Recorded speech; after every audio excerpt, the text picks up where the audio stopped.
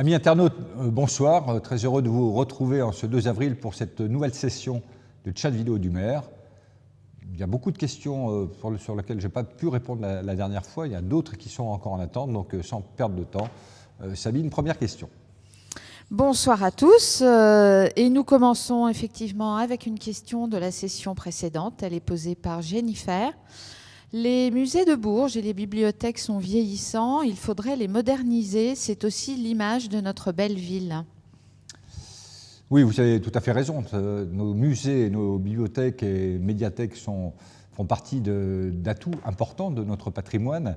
Mais évidemment, quand on considère les musées qui ont été réalisés il n'y a que quelques semaines, donc il y a beaucoup de travail à faire. Notamment, j'étais en visite hier au musée l'Allemand, où il y a il y a des travaux à réaliser. D'ailleurs, on a lancé un diagnostic et une étude de diagnostic sur ce musée pour le reconfigurer. Alors pas complètement, parce que les bâtiments, bien sûr, on ne va pas les changer, mais il y a des travaux à faire sur les charpentes, sur la toiture, des travaux, des réflexions aussi d'enduit, par exemple, sur ce sujet de musée. Maintenant, concernant les bibliothèques, donc plusieurs sujets. Nous avons aujourd'hui en étude l'agrandissement de la médiathèque pour différentes raisons. D'abord parce que cette médiathèque vit et nécessite beaucoup plus d'espace, puisqu'on offre des services qui ont évolué depuis sa création. Et puis, dans cette réflexion, je dirais l'intégration du musée, la bibliothèque des 4 piliers, pardon, excusez-moi, j'ai du mal à retrouver le nom. Bibliothèque des 4 piliers, qui est aussi une très belle bibliothèque, mais qui ne répond pas aujourd'hui à des conditions de risque, notamment d'incendie, qui feront en sorte que les ouvrages qui sont des vraies pépites de notre patrimoine ne résistent dans le cas effectivement d'un incendie. Donc là, ce sont des préconisations qui nous ont été données par les services de l'État il y a 2 ans de ça. Donc voilà, on a des projets importants à la fois sur les musées et sur les bibliothèques.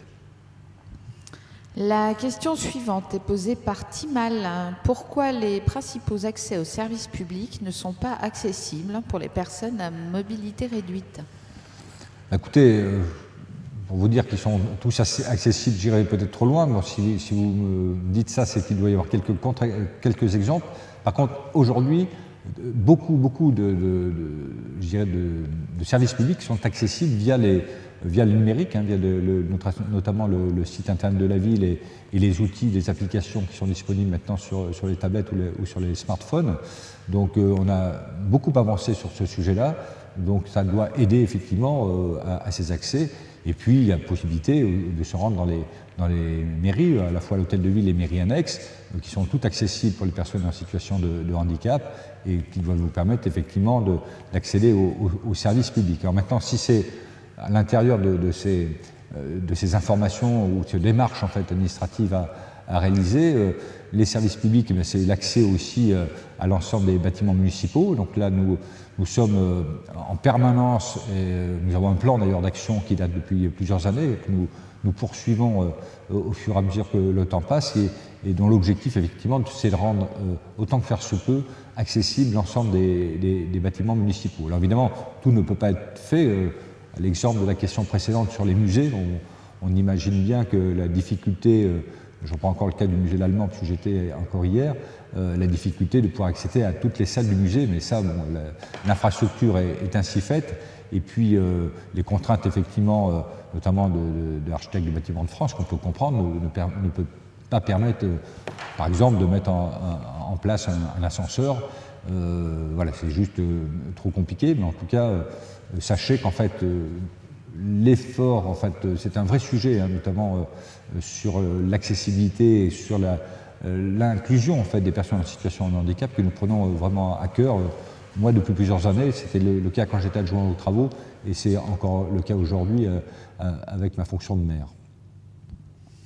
La question suivante est une question qui nous vient de Pierre.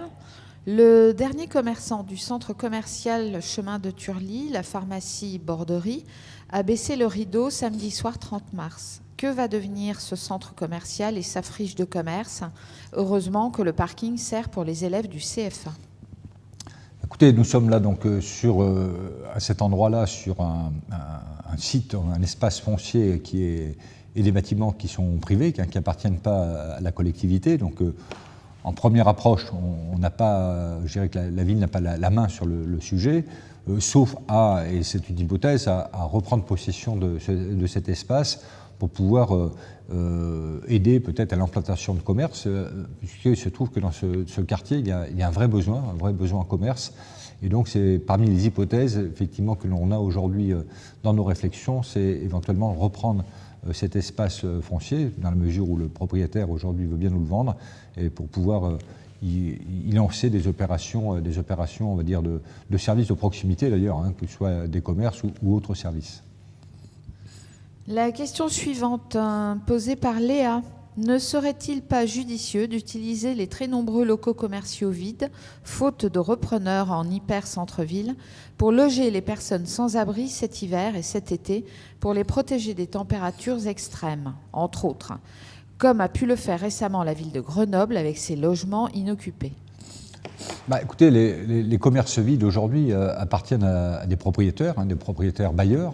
Donc on n'a pas la capacité aujourd'hui d'obliger le propriétaire à mettre à disposition ces locaux. Donc on peut effectivement éventuellement les inciter.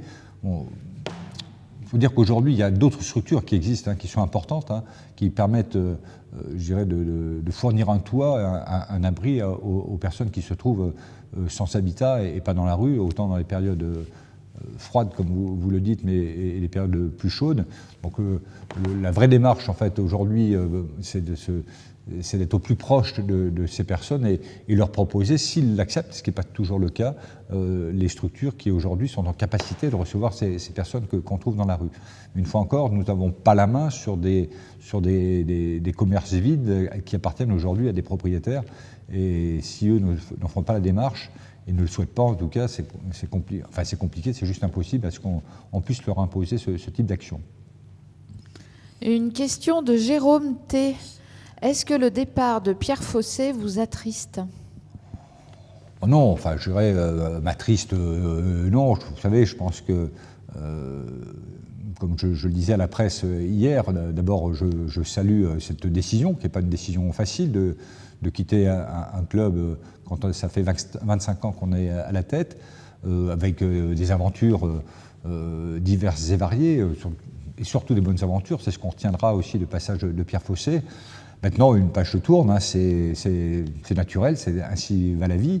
Et je souhaite au nouveau président qui sera élu début juin, si j'ai bien compris le timing, qu'il vive, je dirais, la même aventure, même des aventures encore plus belles. Et puis, vous savez, parfois, le fait de changer à la tête d'un club ou de toute organisation peut permettre justement une vision nouvelle des choses. Alors, ça ne veut pas dire que ce qui a été fait avant n'est pas bien, mais voilà, si on veut progresser, parfois, il faut regarder les choses avec un œil neuf. Donc voilà, non, je ne suis pas triste. C'est vrai que ça dérange un peu parce qu'on est un peu dans nos habitudes. Et une fois encore, ce qu'a fait Pierre Fossé et son équipe sportive et équipe dirigeante et l'ensemble des bénévoles, c'est juste exceptionnel depuis 25 ans. Voilà, je pense que Pierre Fossé a souhaité tourner une page pour peut-être profiter de la vie encore différemment, parce que je pense que avoir la responsabilité d'un club de haut niveau comme le Tango Bourges Basket, ça doit être sans doute passionnant. C'est couronné de moments forts, de moments positifs, mais je pense qu'elle doit être très usant. Donc voilà, je prends ça comme une fois encore une décision qui est personnelle d'abord, courageuse, et puis je ne doute pas un instant que l'aventure va se poursuivre, et peut-être différemment avec le Tango Bourges Basket. Alors on poursuit dans le basket avec une question de Ben. Pierre Fossé, Marine Johannes, comment allons-nous gagner l'année prochaine? Alors c'est pas moi qui vais vous répondre, hein. Je suis pas dans la haute sphère du club. Il y a, comme on le disait tout à l'heure, il y aura un nouveau président, il y aura une équipe dirigeante dans laquelle restera Pierre Fossé, d'après ce qu'il a pu me dire. Il y a un staff aussi, un staff technique, un staff médical, et puis des joueuses. Ainsi va la vie du sport, c'est-à-dire qu'il y a des départs, des arrivées. Vous savez, je me souviens le départ de Céline Dumerc il y a quelques saisons. J'entendais dire c'est la catastrophe, voilà, le basket c'est terminé, ça va être très dur.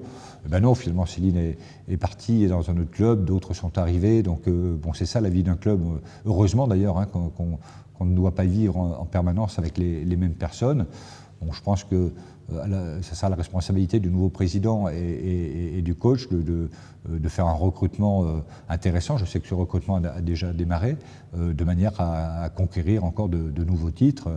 Il y en a encore 2 à conquérir encore cette année, hein, donc le titre de champion de France et de Coupe de France. Et puis je pense que ce sera les mêmes challenges qui seront l'année prochaine, en espérant cette fois-ci pouvoir atteindre le Graal qu'on attend depuis longtemps, d'être qualifié pour le Final Four. Alors une question vélo de Laurent. Au Moutet, il y a de belles pistes cyclables, mais pour l'instant, on ne peut prendre celle pour aller sur Bourges. Va-t-il y avoir une suite ? Oui, tout à fait. Donc les pistes, les aménagements cyclables dans la zone d'activité ont dû se faire il y a une quinzaine de jours à peu près. Ça s'est terminé une quinzaine de jours, pardon. Donc il est prévu, j'ai vu ça avec mes services d'ailleurs en fin de semaine dernière, il est prévu une liaison cyclable qui permettra de venir on va dire de la ville, hein, de Bourges sur les zones d'activité. Alors ça va passer par une étape intermédiaire qui va être la construction d'un giratoire, un nouveau giratoire qui va être sur la route, sur la 151, hein, la route d'Issoudun ou la route de Châteauroux, comme on l'appelle, c'est pas un aménagement simplement lié à l'aménagement cyclable, hein, ça sert et c'est une obligation pour desservir la zone du Moutet, mais en même temps ça permettra de venir d'aménager. Alors vous l'avez peut-être vu quand vous venez de Saint-Florent, que vous êtes sur Bourges, sur la droite, hein, on imagine une piste cyclable, il y a un premier aménagement qui a été fait. Mais effectivement, pour traverser, pour aller sur les zones d'activité, pour l'instant, il n'y a pas de liaison. Cette liaison se fera par ce giratoire. Donc effectivement, dans les projets à 1 ou 2 ans, on sera en capacité de venir de Bourges et d'aller sur les zones d'activité de l'échangeur en toute sécurité pour les cyclistes. Une question d'Éric. Que va-t-il y avoir à la place de l'entreprise Rosière en pleine démolition du côté du Carré d'As ? Écoutez, aujourd'hui rien. Simplement, ce que je peux vous dire sur ce site-là, c'est que nous avons, alors là c'est l'agglomération, hein, c'est le président de l'agglomération qui vous parle, on a rencontré les responsables de chez Rosière, de Rosinox plus exactement, qui nous ont proposé la vente du terrain, pour lequel nous sommes intéressés. Mais en tout cas, évidemment, nous avons souhaité que ce terrain soit propre, c'est-à-dire qu'il soit déconstruit, qu'il soit dépollué. Et puis, à ce moment-là, on rentrera en discussion pour voir dans quelles conditions financières on a intérêt à acheter ce terrain. Ça a du sens, hein, puisque ça permettrait une liaison entre Comitec, la zone d'activité économique qui se trouve à proximité de la gare, et remonter jusqu'à aussi de Rosinox, avec je dirais une parcelle qui se trouve entre les deux, qui appartient à Val-de-Berry, enfin l'ancien OPH du Cher, pour lequel on serait aussi intéressé d'acheter ce terrain pour avoir un espace foncier qui nous permettrait de développer les zones d'activité économique à proximité de la gare, et ça c'est très important. Une question de Philippe qui vous demande pour quand la fin de la rocade ? La rocade. Alors on a un petit souci aujourd'hui, je ne saurais pas répondre à votre question précisément dans le temps. On a un petit souci, ou alors un gros souci, ça dépend comment on le traduit. En fait, il s'agit maintenant de relier, on va dire, le stade Tavernier qui se trouve sur Saint-Doulchard jusqu'à l'aménagement de la rocade qui démarre de la route de Béribou à Saint-Doulchard et qui repart sur le Prado. Là, nous avons fait les années précédentes l'acquisition d'un certain nombre de terrains qui se trouvent on va dire le long de l'avenue des Prés-le-Roi, mais plutôt le long de la voie ferrée, le long de la gare. Alors pas contre la voie ferrée, mais à proximité. Alors il manque juste une partie, hein, c'est là où se trouvent les transports Roudray, pour lequel on avait sollicité l'entreprise pour nous rétrocéder une partie d'une largeur de 10 mètres à peu près pour faire passer la rocade, sauf que ça pose un problème à l'entreprise à la mesure où des camions ont besoin d'un rayon de giration, hein, pour manœuvrer, notamment les semi-remorques, et donc il y a un besoin complet de la surface occupée par l'entreprise Roudray. Donc on est en train de regarder pour proposer à cette entreprise une implantation ailleurs donc à proximité éventuellement de l'échangeur d'autoroute. Hein. Pour un transporteur, c'est quand même plus pratique malgré tout. Donc les discussions sont en cours, et dès lors qu'effectivement on aura trouvé un terrain d'entente, on pourra faire cette liaison et qui permettra de terminer la rocade verte. Alors, une nouvelle question de la session précédente, elle est posée par Laurent. L'arasement du barrage du moulin de Chappe, boulevard d'Oron, est-il prévu pour 2019 ? Alors, pour 2019, non. Pour 2020, sans doute pas non plus. En tout cas, l'orientation tente à aller sur cette solution d'arasement. Alors je sais que ça ne plaît pas à tout le monde. Ce que je sais, c'est qu'il y a une étude hydrologique qui devrait avoir lieu là, dans quelques mois, qui permettrait de mesurer l'impact de l'arasement sur les hauteurs d'eau. Alors pas forcément à hauteur du moulin, mais sur l'ensemble du linéaire, pour voir effectivement si cet arasement serait toujours pertinent. Je sais qu'il y avait une préétude qui avait été faite il y a quelques années, mais là, donc, il y a une étude complémentaire d'un hydrogéologue, je crois, de mémoire. Et ça, je dirais, on aura les résultats dans le courant de l'année 2020, à mon sens. Et puis, si effectivement il y a arasement, mais il va falloir que le propriétaire engage les travaux, puisque là, on n'est pas chez nous, hein, c'est aussi une propriété privée. Tout ça va avoir forcément un coût, donc voilà, il faudra qu'on regarde après à ce moment-là comment éventuellement les collectivités peuvent aider le propriétaire pour cet arasement, et en espérant que l'État aussi puisse aider financièrement. Alors, une question d'Otis. Pouvez-vous nous préciser où en sont les travaux de l'îlot Victor Hugo ? Oui, écoutez, moi je suis passé il n'y a pas très longtemps, d'ailleurs, je crois qu'en fin de semaine dernière ou au début de cette semaine. Vous voyez, ça avance très vite. Ça donne un rendu, on commence à voir se dessiner le rendu, et encore on ne voit pas sur l'îlot Victor Hugo à proprement parler les dalles qui vont être mises, hein, qui vont être différentes de celles qui sont implantées sur la rue Moyenne. Alors concrètement, la rue Moyenne va être praticable pour les véhicules à partir du 18 avril, c'est-à-dire au milieu du printemps de Bourges, le jeudi du printemps de Bourges. Le pavage sera terminé, mais il faut laisser un temps de séchage avant que les véhicules puissent emprunter. Alors c'est vrai que cette période de printemps de Bourges, là, on va dire que la rue Moyenne est souvent fermée au public, mais en tout cas, voilà, l'ouverture de la rue Moyenne, il faut ayez ça en tête, c'est le 18 avril, et les travaux, à proprement parler, de l'îlot Victor Hugo seront terminés le 31 mai. Une question de Jeff. Ici, Monsieur Chauveau. Pourriez-vous me dire où vous en êtes avec le Lucrone, car cela fait un moment que vous me donnez souvent la même réponse, mais rien n'avance. Et qu'en est-il de l'achat de la maison des Forestines ? J'espère que c'est une plaisanterie, car la ville n'a pas les moyens, ou est-ce encore une de vos folies ? Que dois-je vous répondre plus que les réponses que je vous apporte sur Messenger ? Je ne vais pas vous tenir à jour tous les jours de l'avancement du projet Lucrone. Je me suis engagé à ce que ce Lucrone refonctionne d'ici la fin de l'année.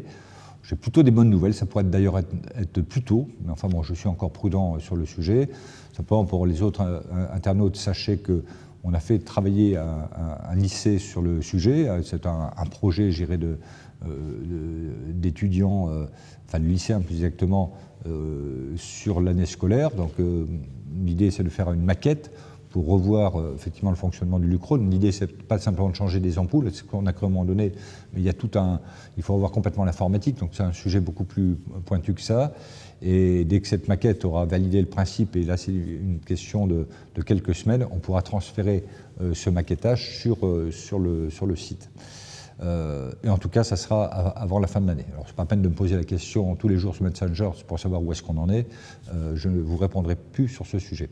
Sur la maison des Forestines, pour rappeler qu'en fait, donc, la maison des Forestines, qui est propriété du centre hospitalier, qui n'est pas propriété de la ville, on va dire une offre à la vente a été faite. Il y a un certain nombre de dossiers qui ont été retirés. Il y a déjà des visites du site qui ont été réalisées.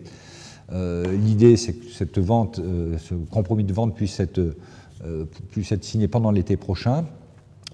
La ville de Bourges s'est réservé en fait le droit de préemption, tout simplement parce que ce que j'ai souhaité vivement auprès de la directrice du centre hospitalier, c'est qu'on n'en vende pas à n'importe quel prix et surtout à n'importe qui pour faire n'importe quoi.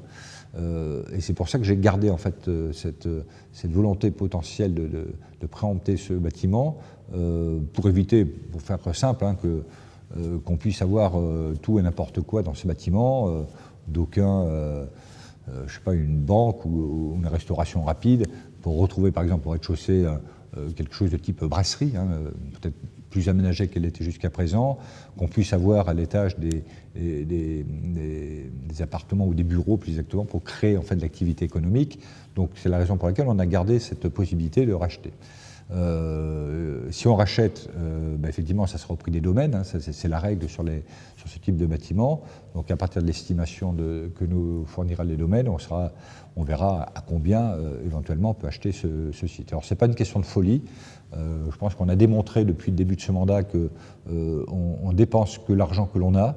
On a remis la ville dans une situation financière qui était très compliquée en 2014. Si vous vous intéressez un peu aux finances de la ville, je ne pense pas vous avoir vu au cours des réunions annuelles de budget que l'on présente au grand public tous les ans. La situation s'est considérablement améliorée, puisque là, on est on va dire, dans les objectifs d'une part qu'on s'était fixés, dans les objectifs de la contractualisation, et ce qui nous permet, malgré tout, de continuer à investir. Donc le résultat de ces efforts collectifs nous ont permis de nous désendetter, puisqu'on est passé d'un endettement de 145 millions d'euros en 2014 à 125 millions d'euros en 2018. On a une marge brute qui est au-delà du minimum, c'est-à-dire 10% des recettes de fonctionnement, donc on est bien au-delà puisqu'on a 17%, et on a une solvabilité, c'est-à-dire la durée de remboursement de la dette, qui est inférieure à 12 ans, puisque, pour rappeler, on était à 18 ans, plus de 18 ans en 2014, on est aujourd'hui inférieur à 12 ans puisqu'on est quasiment à 10 ans, donc 10 ans pour rembourser notre dette. Donc les efforts ont été faits, et tout en continuant à investir, mais d'une façon raisonnable et raisonnée, puisque on fait les prospectives financières, et à partir de là, on est en capacité de se dire année après année quels seront les niveaux d'investissement, les enveloppes d'investissement à ne pas dépasser chaque année. Et donc c'est comme ça qu'on a réussi à remettre en situation conforme la ville au niveau de ses dépenses. Donc entendre dire qu'on fait de la folie avec l'argent des verrouillés, ce n'est pas le cas. Et donc ça, c'est une attaque, une fois encore, infondée. Une question de la session précédente, elle est posée par Pierre Albert. Il ne fait pas bon avoir des problèmes physiques de mobilité lorsque les ascenseurs des passerelles au-dessus des voies ferrées sont trop souvent en panne. Par exemple, on monte, mais on ne redescend pas. Oui, effectivement, pour un ascenseur, ce n'est pas forcément l'idéal s'il ne marche pas dans les deux sens. Alors, on a dû opérer à des travaux assez lourds, donc au mois de février ou mars, c'est-à-dire au mois de mars, je crois, parce que, pour vous dire, j'en avais un peu par-dessus la tête d'entendre parler de ces ascenseurs, et à chaque fois on me disait demain ils vont marcher, sauf que ce n'était pas le cas. J'ai eu un retour d'ailleurs d'un administré donc, la semaine dernière qui me disait enfin les ascenseurs refonctionnent. Maintenant, on n'est pas à l'abri évidemment de dégradation, malheureusement, comme c'est trop souvent le cas. Et là, malgré toutes les précautions qu'on peut prendre, effectivement, si on dégrade, on risque d'avoir des pannes. C'est vrai sur la passerelle de la gare, comme ça peut être vrai dans un bâtiment ou dans un immeuble. Mais en tout cas, voilà, les choses doivent revenir, je dirais, à la normale. Elles doivent être tout au moins rendues à la normale si mes informations sont bonnes. Alors, la question suivante est posée par Laurent G. Je voudrais savoir si la ville de Bourges a engagé des actions pour lutter contre la pollution lumineuse. Oui, alors des actions à la fois pour limiter je dirais, la pollution lumineuse et à la fois pour faire des économies de fonctionnement. Nous avons décidé depuis 3 ans d'accélérer en investissement le remplacement des candélabres qui sont aujourd'hui dans la ville. Alors en mettant en priorité, on n'a pas encore tout fait, mais en priorité les anciens candélabres, vous savez ce qu'on appelle boules, hein, qu'on avait dans certains lotissements, qui n'éclairent pas beaucoup si ce n'est le ciel, mais aussi en remplaçant des candélabres qui ne sont pas en capacité aujourd'hui de recevoir des ampoules LED. Alors vous savez que les ampoules LED sont des ampoules qui permettent à la fois d'apporter le même éclairage, mais en même temps diminuer la consommation électrique. Et puis ce sont des ampoules qui durent plus longtemps, donc on limite le nombre d'interventions des agents municipaux pour aller changer les ampoules. Donc voilà, donc ces opérations-là, cette politique qu'on a mis en place et qu'on a accélérée depuis 3 ans maintenant, qui permettent à la fois de répondre à cette pollution lumineuse, qui est quand même pas trop forte sur notre territoire, puisqu'on les fait contrôler régulièrement, mais en tout cas, il y a toujours une marge de progression. Et puis, dans le même temps, faire des économies sur les coûts de fonctionnement. Une question de Lydie.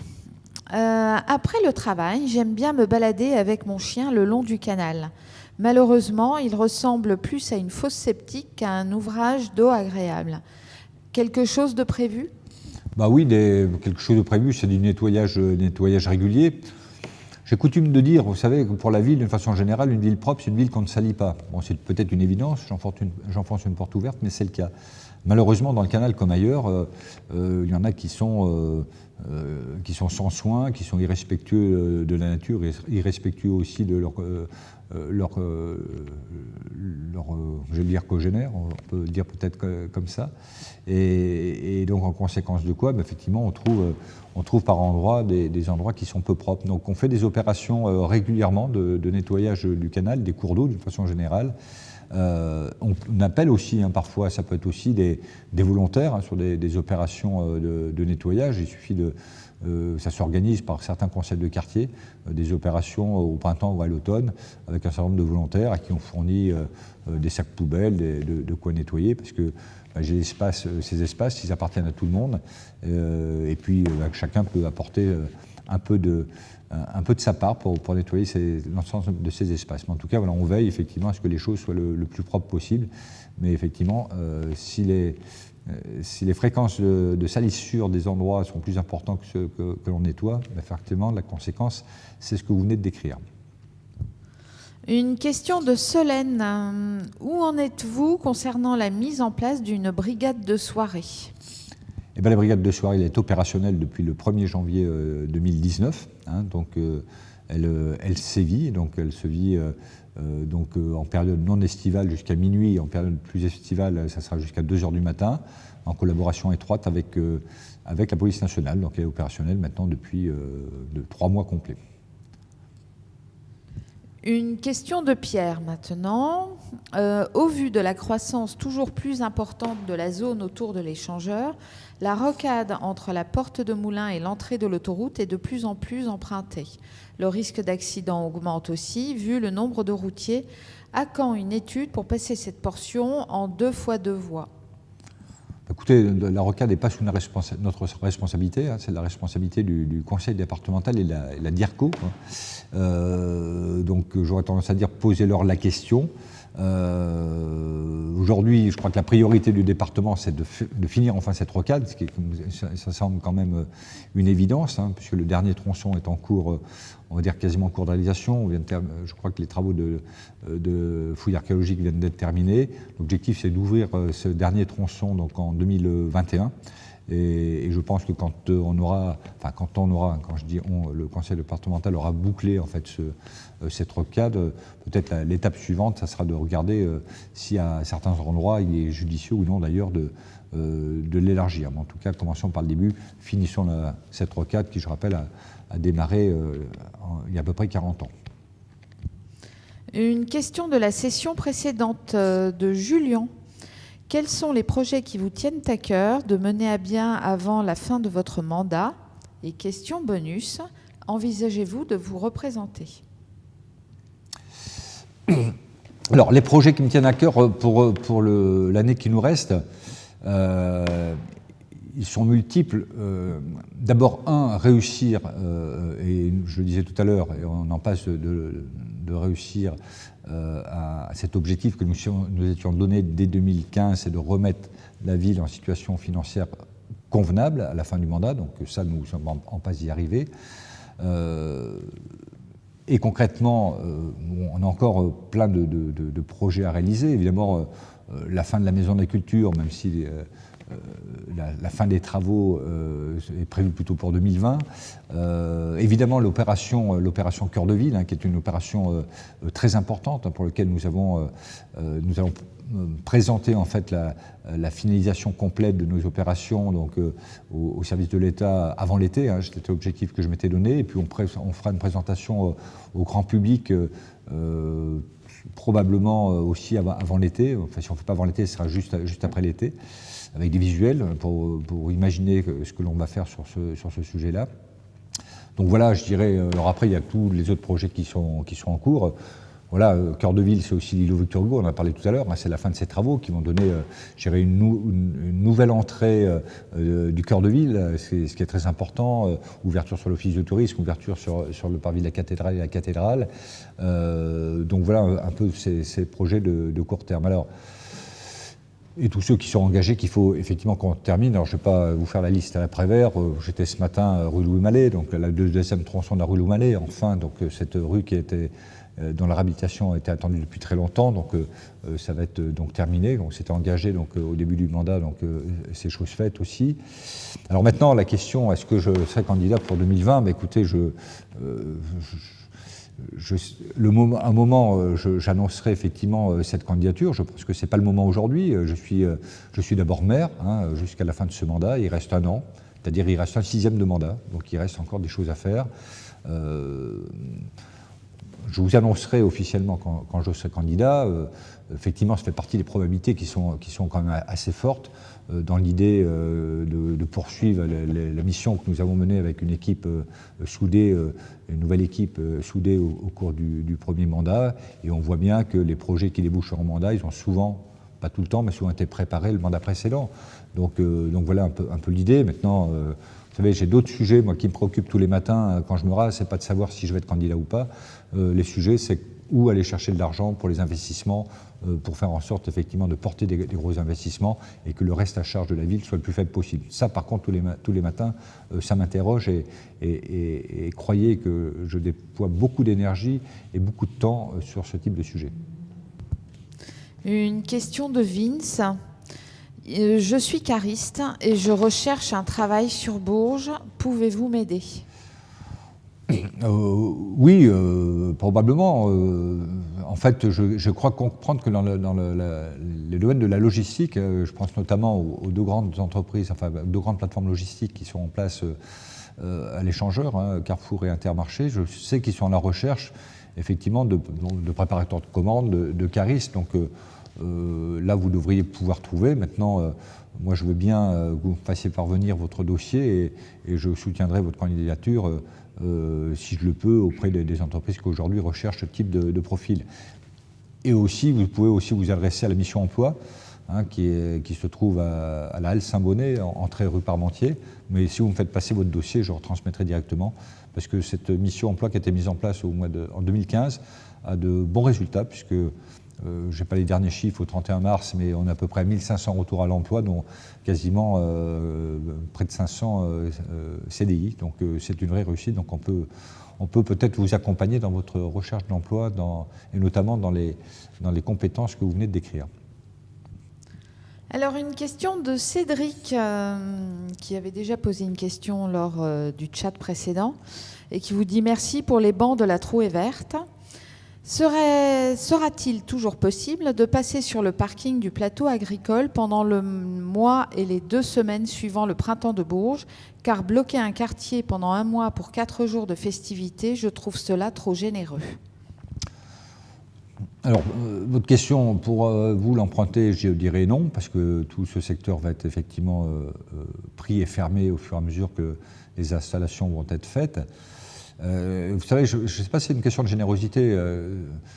Si vous avez l'occasion de prendre un peu de temps et vous rendre sur le site, vous allez voir que ce n'est pas qu'un principe de précaution. on n'est pas large sur l'installation et désinstallation du printemps de Bourges. C'est tout le temps nécessaire, et on ne s'en rend pas compte quand on est au cœur du printemps, dans la période de printemps, tout le temps nécessaire à l'installation et à l'installation et de la sécurisation aussi évidemment de tout ce qui est installé. Donc il n'y a pas d'abus sur le sujet. Vous savez, c'est une évidence que si on pouvait faire plus court, on ferait plus court. C'est dans l'intérêt de personne d'immobiliser ces espaces publics longtemps, mais ça a toujours été d'ailleurs la durée, on n'a jamais exagéré. Mais voilà, c'est le prix à payer. Et puis, bon, attendez, c'est un prix à payer aussi pour une belle manifestation. J'espère que vous allez pouvoir en profiter. C'est une manifestation qui est inscrite dans la vie de la ville depuis 43 éditions. Et puis qui participe à l'attractivité de notre territoire. Donc voilà, souffrir, entre guillemets, pendant 3-4 semaines pour recevoir une belle manifestation comme ça, je pense que ça vaut vraiment le coup, en tout cas. Une question qui est posée par Annette et qui vous demande à quand la réfection de la place Gordenne. Alors ça fait partie, la place Gordenne, comme je le disais tout à l'heure à un autre internaute, ça fait partie du plan national cœur de ville dans lequel nous sommes inscrits. Donc il est prévu effectivement, et tout ça on vous le présentera, je vous dis, juste avant l'été ou juste après. Il est prévu la réfection d'un certain nombre d'espaces publics. On a commencé donc avec l'îlot Victor Hugo. La suite, alors c'est pas dans l'ordre forcément, mais c'est la rue Cours-Salon, c'est la place Gordenne, c'est la rue Jean Girard, c'est la rue Mirbeau, c'est la place Planchat, c'est la rue du Commerce, c'est la rue Moyenne, c'est la place Cujas et c'est la rue de Ron, à minima. Alors il faut savoir que quand on parle de tout ça, c'est à peu près 15 millions d'euros, chiffré comme ça, je dirais, comme on dit dans le Berry, au doigt mouillé. Évidemment, il faudra préciser tout ça. Mais tout ça, vous imaginez, tout ça ne peut pas se faire dans une même année, donc ça va s'étaler forcément dans le temps.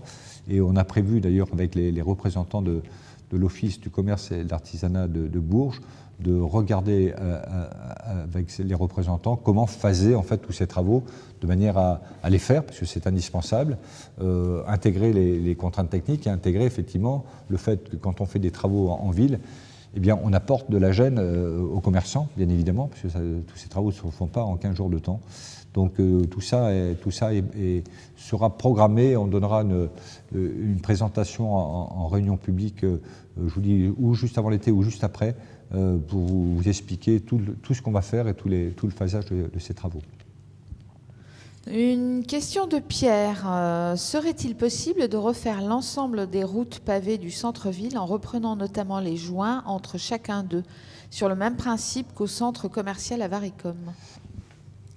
Alors on n'est pas sur les mêmes pavés, si vous parlez des pavés, on va dire, traditionnels. Oui, les joints, on peut les refaire, il nous arrive de les refaire. On a refait la rue Branly il n'y a pas très longtemps, je pense qu'il y a 2-3 ans de mémoire. On prenait la rue Porte-Jaune, elle nécessiterait effectivement de refaire les pavés. Donc là, c'est des pavés plutôt traditionnels. Bon. Ce qu'on a fait à proximité, donc, sur l'espace à Varicom, et puis si vous reprenez, vous avez le cas aussi sur le parvis de la cathédrale, et notamment sur la rue Moyenne, ce qu'on est en train de faire en ce moment. Vous avez ce qu'on appelle des pavés sciés, c'est des pavés qui sont, je dirais, acceptés par l'architecte des bâtiments de France. Puis il faut bien comprendre que dans le secteur sauvegardé, on a des contraintes qui nous sont données lorsqu'ils sont quelque part légitimes, alors même si parfois on trouve que c'est un peu dur, mais en tout cas c'est toute une question de négociation entre l'architecte des bâtiments de France et les services de la ville et les élus correspondants pour arriver à retrouver des matériaux qui ne sont pas exactement ceux d'origine, parce qu'effectivement autant ils étaient pratiques pour les charrettes à bras, mais un peu moins pour les talons aiguilles, et de pouvoir effectivement changer ces pavés avec des pavés sciés qui sont beaucoup plus plats, qui créent malgré tout quelques difficultés pour les personnes en situation de handicap, notamment en fauteuil. Ce n'est pas encore l'idéal, donc il faut qu'on arrive à trouver les bonnes solutions. Donc voilà, c'est toute une question d'équilibre. On ne peut pas refaire toutes les rues pavées, mais en tout cas, on peut rechausser par opération, par rue, les pavés traditionnels. C'est ce qu'on fait assez régulièrement. Mais ça demande beaucoup de temps et des spécialistes. Et par chance, on a des spécialistes à la ville de Bourges, des agents qui sont spécialisés dans ce domaine-là. On en forme tous les ans d'ailleurs, parce que c'est un savoir-faire, c'est un peu particulier. Et donc on en fait. On fait ça par opération, bien évidemment. La question suivante est une question de la session précédente. Elle est posée par Malika. L'école maternelle Marcel Samba se trouve juste à côté de la future démolition des bâtiments HLM. Sera-t-elle prévenue du jour de destruction pour mettre les enfants en sécurité? Oui, tout à fait. Bon, faut bien imaginer que quand on déconstruit aujourd'hui les bâtiments, on ne les dynamite pas, hein, donc on ne les fait pas sauter comme dans les années 80, notamment en région lyonnaise. Donc les déconstructions sont plutôt des constructions qui se font d'une façon très douce, autant que faire se peut, avec un maximum de précautions qui sont prises.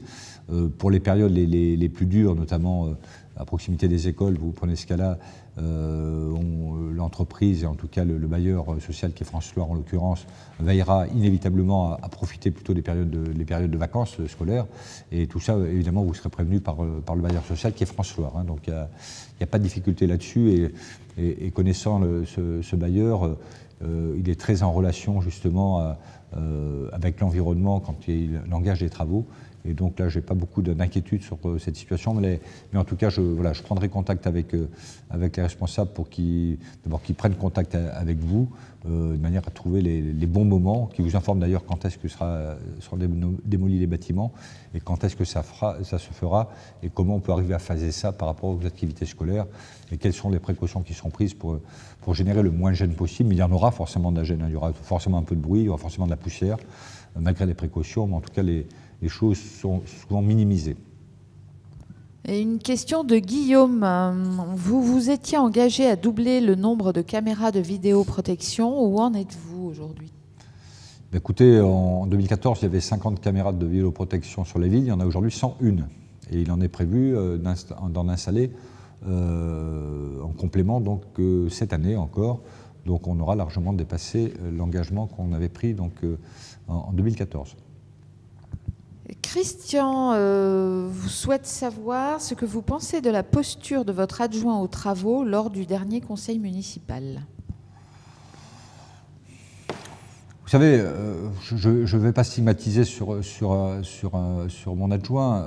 Simplement, ce que j'ai dit au dernier conseil municipal,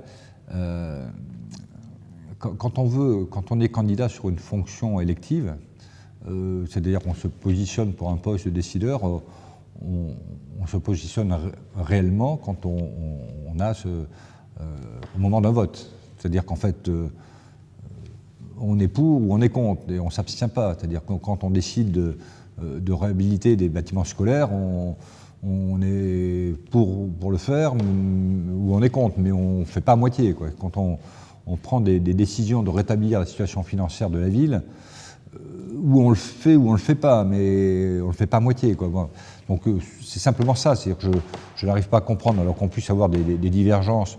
Moi, vous savez, mon adjoint aux travaux, c'est quelqu'un en qui j'ai confiance. On a travaillé de concert et de confiance depuis le début du mandat. Maintenant, il fait un choix, je dirais, de prendre un écart par rapport à l'ensemble de l'équipe municipale. Bon, c'est son choix. Maintenant, à lui de prendre ses responsabilités. Et si, au moment donné, on n'est pas d'accord avec l'équipe municipale, on s'en va. Il faut avoir le courage aussi de s'en aller. Il faut avoir le courage de ses opinions et aller jusqu'au bout. Donc voilà, c'est tout simplement, je ne ferai pas plus de commentaires sur le sujet.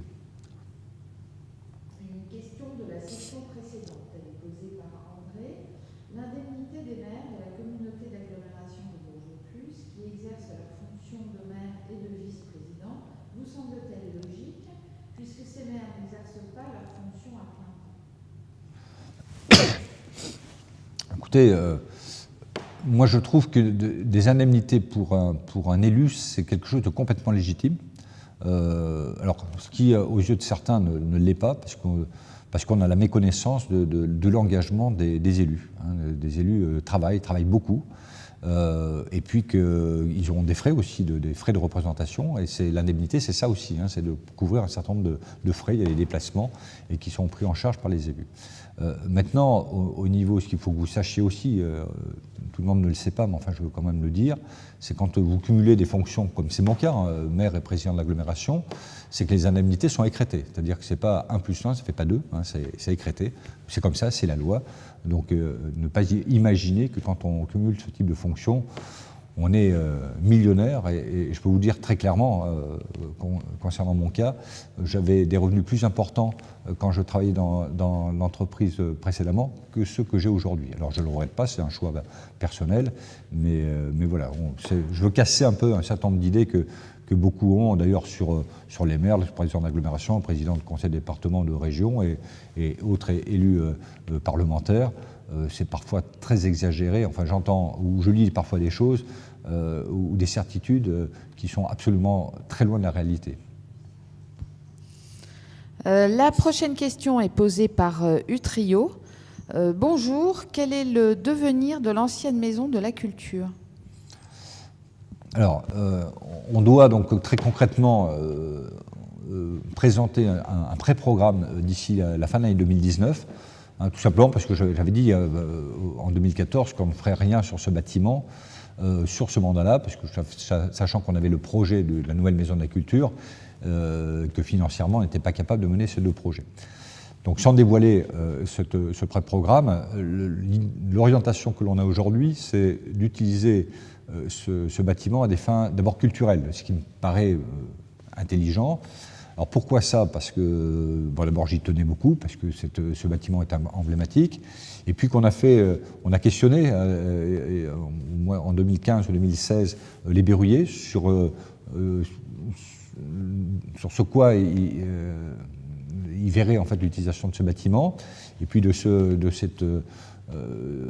ces idées, on les a rassemblés par grande famille, on a fait travailler des ateliers, de volontaires d'ailleurs, pendant quelques mois, et ce qui est ressorti, je dirais, des différents projets, où il y avait pas beaucoup de points communs, c'est la chose suivante, c'est-à-dire que, d'abord, effectivement, ce bâtiment doit rester dans le domaine culturel, deux, s'appuyer, en fait, donner une vie au Printemps de Bourges tout au long de l'année, et une vie à travers du Printemps de Bourges tout au long de l'année, parce que c'est quand même quelque chose qui marque notre territoire. Ça pourrait se faire à travers des formations, donc qui auraient lieu tout au long de l'année, à niveau Bac+2 au-delà, des formations métiers des arts et du spectacle pour les spectacles vivants, hein, ce qui correspond tout à fait au Printemps de Bourges. Je suis en discussion, enfin plus que ça, avec Gérard Pont, le président de Morgane, et du Printemps, entre autres, sur le sujet. Et puis, adossé donc, à ces lieux de formation, l'idée, c'est aussi de pouvoir abriter un certain nombre de start-up qui évoluent en fait dans le domaine du numérique, et le numérique dans le domaine aussi du spectacle. Donc vous voyez, l'idée, c'est à la fois faire du développement économique et en même temps faire de la formation, je dirais la formation supérieure basée sur la musique. La question suivante est une question qui nous vient de Fabrice. Où en est le projet BHNS ? Alors, le projet BHNS, il passe par plusieurs étapes. Il passe par une première étape d'aménagement important en termes de coûts, d'aménagement de voirie, hein, parce que faire circuler un bus à haut niveau de service, on n'est pas en capacité forcément de le faire dans toutes les rues de Bourges. Donc ça nécessite déjà des études d'infrastructure, ça nécessite des travaux d'infrastructure, ça nécessite qu'on opère d'abord alors ce que vous savez peut-être ou pas d'ailleurs, à créer 2 pôles d'échange. Hein, aujourd'hui, on en a un qui est sur la place de la Nation, mais c'est le décomposer en 2, c'est-à-dire un qui serait plutôt sur la gare, enfin au niveau de la gare, et le deuxième qui serait plutôt sur la place Europe, la place Séroucourt, hein, enfin tout au moins dans ce secteur-là. Donc enfin, déjà réaliser ces 2 pôles d'échange. Alors important du côté de la gare, puisque ça permettrait de la multimodalité, hein, de multimobilité en fait. Hein, c'est-à-dire on pourrait la fois sur le même lieu prendre un bus urbain, prendre un BHNS, prendre le train, avoir des aménagements cyclables qui amèneraient aussi les visiteurs ou les utilisateurs leur permettre de circuler, de venir par exemple prendre un train avec leur vélo et puis pouvoir l'utiliser en ville. Donc ça c'est important sur ce pôle que j'appellerais plutôt au nord de la ville, et le pôle sud, si je peux aussi m'exprimer ainsi, aurait plutôt tendance lui à desservir plutôt le sud de la ville. Donc voilà, ça passe déjà par ces 2 projets-là. Là, ça demande des investissements, ça demande du temps d'études. Et je pense que le projet BHNS, c'est quelque chose qui peut sortir, à mon sens, dans le courant du mandat suivant. Alors, sans doute pas au début, mais plutôt sur la deuxième partie. Mais en tout cas, je me bats beaucoup sur ce sujet, parce que c'est très important d'avoir ce BHNS, parce que ça permet non pas forcément d'aller plus vite, hein, c'est pas l'objet, mais d'améliorer les fréquences et d'améliorer la ponctualité sur ces bus qui emprunteront soit des voies dédiées, soit seront prioritaires par rapport aux intersections, au carrefour à feu. Une question d'Annabelle. Quel serait votre rêve pour Bourges? Le rêve pour Bourges, c'est tout simplement réaliser tout le travail qui a été fait pendant un an avec des explorateurs sur le sujet qu'on a appelé Bourges demain, trajectoire 2050. Hein, donc je ne sais pas si vous avez suivi un peu l'actualité ou si vous avez participé à ces groupes de travail qui ont bossé véritablement entre le mois de janvier 2018 et le mois de janvier 2019 et qui donnent la perspective en fait de la ville en 2050.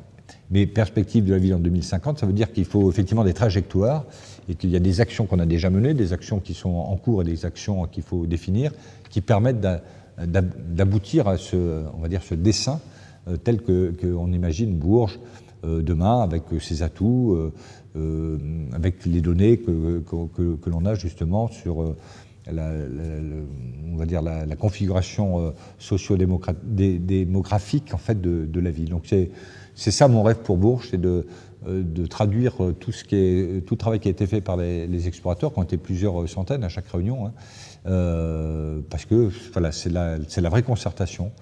C'est pas du référendum, c'était la vraie co-construction telle que chacun imagine Bourges en 2050. Donc voilà mon rêve.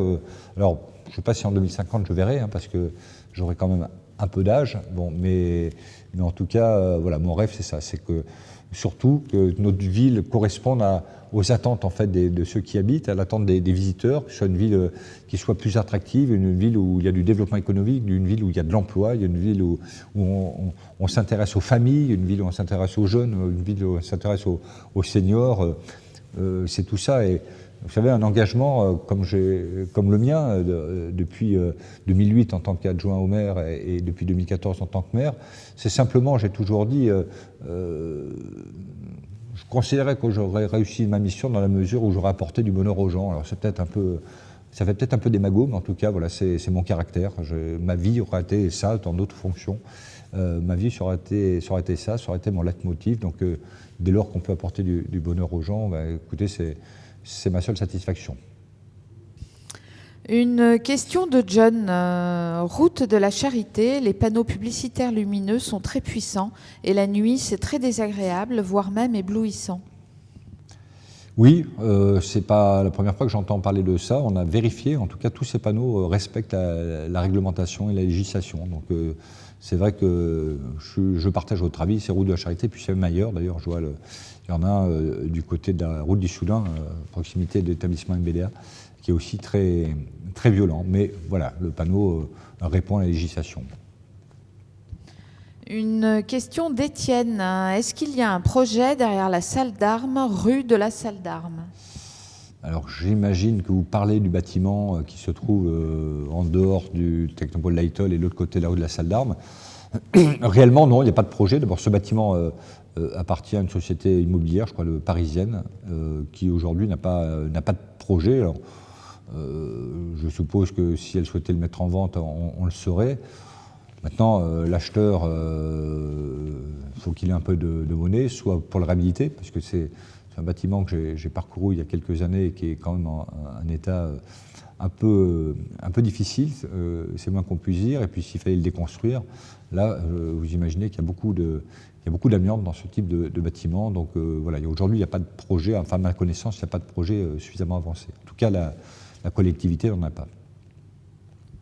Alors, une question de Pierre-Alain. Où en êtes-vous concernant le projet de la piscine aqualudique? Alors, c'est pas une piscine aqualudique, c'est un centre aqualudique et de bien-être. J'insiste là-dessus parce que chaque mot a son importance. Il ne s'agit pas d'une nouvelle piscine, parce qu'on en a suffisamment sur l'agglomération, donc c'est bien un centre aqualudique et de bien-être, j'insiste, parce que l'idée du bien-être, c'est au-delà de ce qu'on peut trouver dans les centres aqualudiques aujourd'hui, des spas, des saunas, enfin des choses comme ça. Va beaucoup plus loin que ça. C'est quelque chose qui permettrait, un outil en fait, basé effectivement sur la pratique aquatique, qui permettrait à la fois de faire pratiquer, je dirais, en prévention du sport aquatique, en prévention de maladies potentielles, et aussi un site qui permettrait de la reconstruction de personnes, je dirais, en situation pas forcément de handicap, ou leur physique ou pas d'ailleurs. Donc ça, c'est le deuxième volet bien-être. Mais bon, on ne va pas passer trop de temps là-dessus. Alors concrètement, nous devrions avoir, enfin c'est pas que nous devrions avoir, c'est sûr, à la fin de l'année, un pré-programme, puisqu'il faut qu'on définisse ce que l'on met dans ce centre aqualudique et de bien-être. Sur la partie centre aqualudique, c'est pas aussi simple que ça. Moi, j'en ai visité entre 12 et 15 un peu partout en France ces derniers mois. J'avoue que le contenu, c'est quelque chose de pas si simple que ça. J'ai vu des choses complètement différentes et dans la différence, l'environnement est très important en fonction du nombre par exemple, de piscines présentes sur le territoire ou d'absence de piscine, de l'apprentissage de la nage, comment ça se fait sur tel ou tel territoire. Donc c'est important de définir le contenu parce que tout ça, c'est un coût. Alors soit on fait trop petit, enfin soit on fait trop grand, c'est un coût d'exploitation qui est forcément important, donc ça joue sur les finances, de l'agglomération là en l'occurrence. Soit effectivement on prévoit trop petit. J'ai vu des cas comme ça dans les visites que j'ai pu faire, auquel cas c'est compliqué de ragrandir un bassin de 25 mètres de 2 lignes d'eau si on n'a pas prévu dès le départ. Donc ça mérite une vraie réflexion. C'est pour ça que nous prenons notre temps sur le sujet. Et puis l'idée, effectivement, quand on aura cette pré-programmation, c'est lancer les consultations, les études pour un débouché qui aura lieu dans le mandat suivant, quoi. La question suivante est posée par Fabien. Est-ce qu'il y a des subventions, des aides, etc., pour ceux qui veulent investir dans des commerces au centre-ville ?